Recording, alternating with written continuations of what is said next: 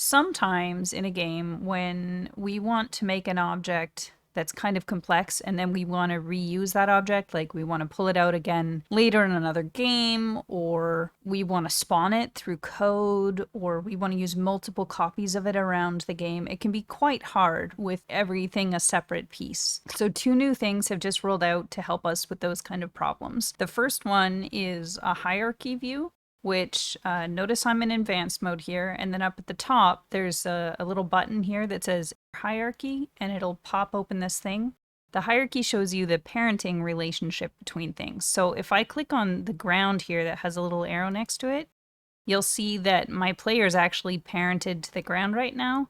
And if I open that, there's a health bar container parented to my player, and that has the hearts on it that would show if I was damaged. With this hierarchy view, we can easily see what's parented to what, and we can also parent things to each other as needed. The other thing that just rolled out is multi-entity templates. So that means when you parent things to a top level template, so you'll have, like, say this building in front of us here, I could make that the parent of all the things inside it, and then I could template the building and everything would go with it. So this is just like extremely useful. It'll let us do all kinds of new things. So I've deliberately made kind of a complex little build here that I might want to reuse to show you sort of the different places within the build that we might want to set up parents for different things to make it easier to work with. And then at the end, we'll template the whole building so that we can pull out multiple copies of it. Okay, so let's get started. The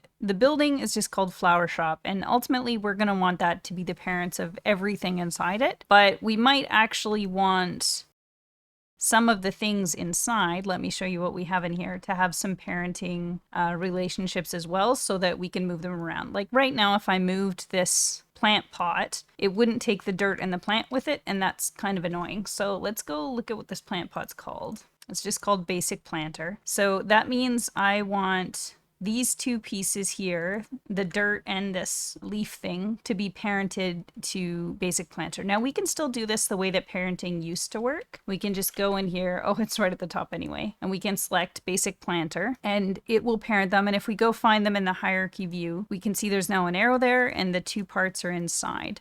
And if we move the planter now, those parts go with it. So let's just see if we have anything else like that that needs to be fixed. I think I want this to all be one display. This one's called Outdoor Plant Stand. But this time, let's do this a little differently. Let's select all the pieces that we want to attach to that, and let's pull them under it in the hierarchy itself. So this is super good, right? It's much easier to do. So now if we click on the base outdoor plant stand, again, we've got a thing that can be moved all around. I want to do that again to these, I don't know what these are. Snapdragons, okay. So plant pot long. Let's attach these. And we have one final flower over here that I want to attach to the pot. So this pot's called Chimeric Arts Plant Pot, Jungle Plant Bell. So let's put that under there. Okay.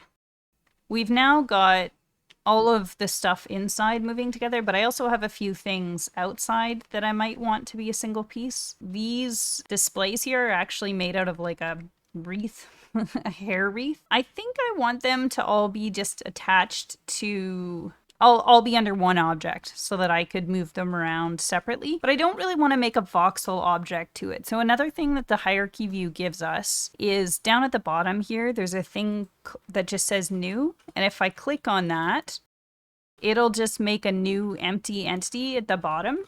This entity doesn't have any voxel object on it, right? It's just invisible. It'll be at 000 in your scene, so you can move it where you want. I'm gonna put it here, and I'm gonna name it Window Flowers, I guess. And I'm gonna put those tropical flowers underneath it.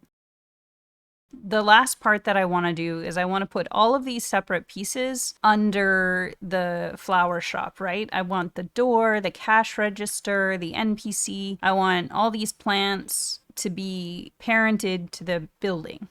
Sorry, I'm selecting these one at a time just to make sure that I want them under it, but I do. So now if I collapse this structure, we'll see that all of the flower related stuff is now inside the flower shop. And if I move that root object around, everything will go with it, which is very good.